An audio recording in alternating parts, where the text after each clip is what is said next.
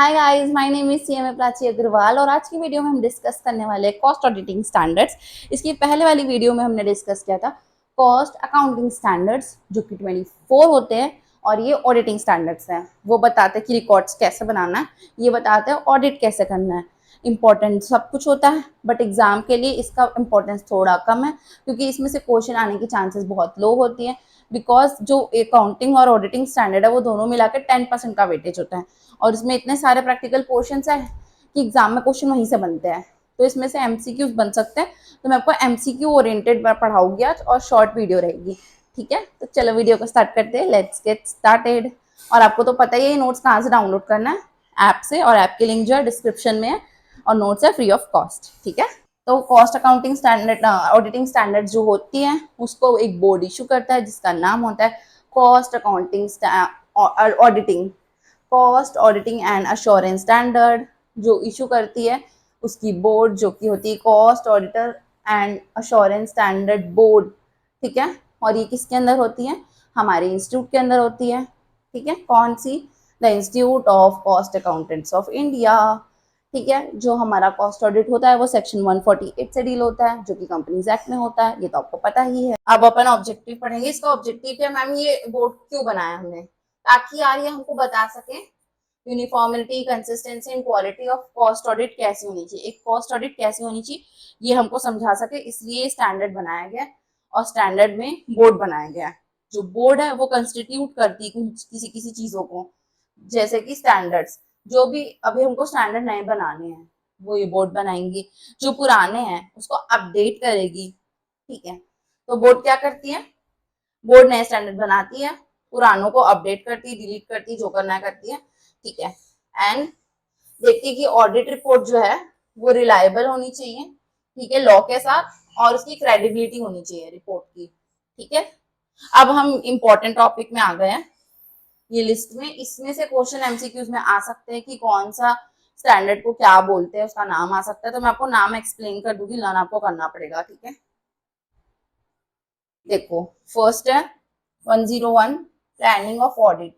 हम इसमें सोचते हैं कि ऑडिट कैसे करना है। ठीक है, इसमें हम पहले सोचेंगे ऑडिट कैसे करना है, देन डॉक्यूमेंट्स रेडी करेंगे। ऑडिट करने के लिए क्या क्या डॉक्यूमेंट्स लगेंगे, हर चीज की डिटेल जो है हम आगे पूरे चैप्टर में पढ़ते जाएंगे। ठीक है, फिर overall objective of independent cost auditor. Cost auditor तो इंडिपेंडेंट व्यक्ति होता है, तो उसका ओवरऑल ऑब्जेक्टिव क्या होगा, उसका मकसद क्या होगा, रिपोर्ट बनाना। तो वो आएगा इसमें। नॉलेज ऑफ बिजनेस, मतलब जिसके यहाँ हम लोग को ऑडिट करनी है उसकी बिजनेस की नॉलेज भी तो होनी चाहिए ना। वो मैन्युफैक्चरिंग करता है, ट्रेडिंग करता है, क्या करता है, कैसे करता है, कहाँ उसके सप्लायर्स है, कहाँ उसके कस्टमर्स है, कौन उनके कॉम्पिटिटर है, ये सारी चीजों की नॉलेज ऑडिटर को होनी चाहिए। फिर agreeing to the terms of cost auditor engagement, मतलब हम जब भी कहीं पे ऑडिट करने जाते हैं तो हम पहले से एक लेटर बना देते हैं, इंगेजमेंट लेटर, जिसमें लिखा रहता है कि हम क्या काम करेंगे, हम कब तक काम करेंगे, वो सारी चीजें। तो उसमें जो मैनेजमेंट रहता है वो साइन करके देता है, तो वो इस स्टैंडर्ड के अंदर आता है। Then audit materiality in planning and performing cost audit, मतलब ऑडिटर क्या क्या चीजों को इंपॉर्टेंट मानेगा। मटेरियल मतलब जो चीज इंपॉर्टेंट होती है, वो सारी चीजें इसमें लिखी रहेंगी। Then risk assessment and internal controls, वो देखेगा कि कितना रिस्क है इस ऑडिट करने में, कहाँ कहाँ पे हमको कंट्रोल लगाने की जरूरत है। ऑडिट एविडेंस, मतलब हम जब भी ऑडिट कर रहे हैं तो हमें कुछ कुछ सबूत मिलेंगे, एविडेंस मिलेंगे, वो स्टैंडर्ड के अंदर डील होता है। Then reliance on other auditors, मतलब अगर हम ऑडिट कर रहे हैं तो हो सकता है कि कंपनी बहुत बड़ी हो और दो चार और ऑडिटर हो वहां पर, तो किसी भी ऑडिटर पे भरोसा करना, वो इस स्टैंडर्ड के ऊपर दिया गया। रिटर्न रिप्रेजेंटेशन, कोई भी रिप्रेजेंटेशन जो रिटर्न है वो कैसी होनी चाहिए, वो ये स्टैंडर्ड बताएगा।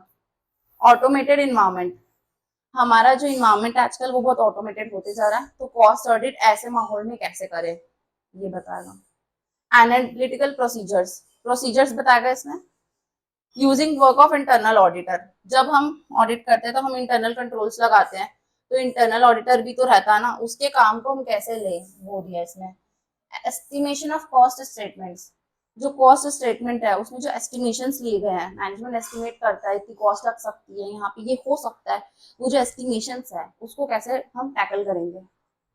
मिस स्टेटमेंट, अगर कोई भी गलती है उसको कैसे टैकल करना है। रिलेटेड पार्टी ट्रांजेक्शन या रिलेटेड पार्टी कौन कौन है वो ये सैन स्टैंडर्ड बताएगा। कौन कौन से सब्सिक्वेंट इवेंट्स है, गोइंग कंसर्न।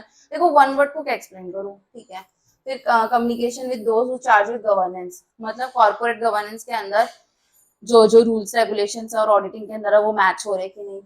देन रिस्पॉन्सिबिलिटीज, अगर फ्रॉड है तो कॉस्ट ऑडिटर जो रहेगा वो फ्रॉड के साथ कैसे डील करेगा, वो कब बताएगा, कितने दिन में बताएगा, किसको बताएगा, वो सारी चीज ये स्टैंडर्ड डील करता है। ठीक है, इंपॉर्टेंट एमसीक्यूज यहाँ से बन सकते हैं। इसके आगे का मैं बहुत क्विकली रिवाइज करवा देती हूँ।